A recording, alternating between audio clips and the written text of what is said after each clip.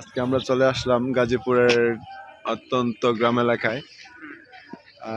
এই এলাকাটা খুবই পরিচিত আমাদের, কিন্তু সবার আছে যারা গাজীপুরে বসবাস করছে তারা অবশ্যই চিনবেন এই এলাকাটা। অনেক সুন্দর এবং মন মুগ্ধকর। আর পিছনে একটা গাছ আছে, দেখেন চারদিকে বাড়ি, মধ্যে জমি জামা আছে এবং কি একটা গাছ আছে।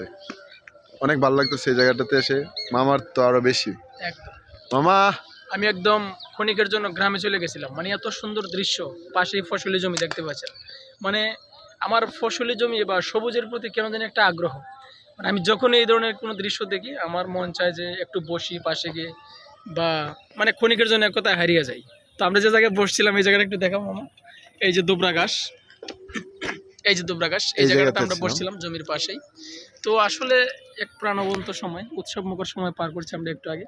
তো আমরা আরও কিছুক্ষণ থাকতে চাইছিলাম, একদিকে ইফতার টাইম হয়ে যাচ্ছে, আর দ্বিতীয়ত দিনের অবস্থা তেমন একটা ভালো না, দেখতে পাচ্ছেন একদম অন্ধকার হয়ে আসছে। তো দিনের অবস্থার কারণে মূলত এখন বাসার দিকে চলে যাচ্ছি। তো আমরা লেট করব না, আসলে পরে আবার বৃষ্টির দৌড়ে নিয়ে খাইতে। তো আমরা এখন চলে যাব, সবাই ভালো থাকবেন, টাটা। Tata bye bye.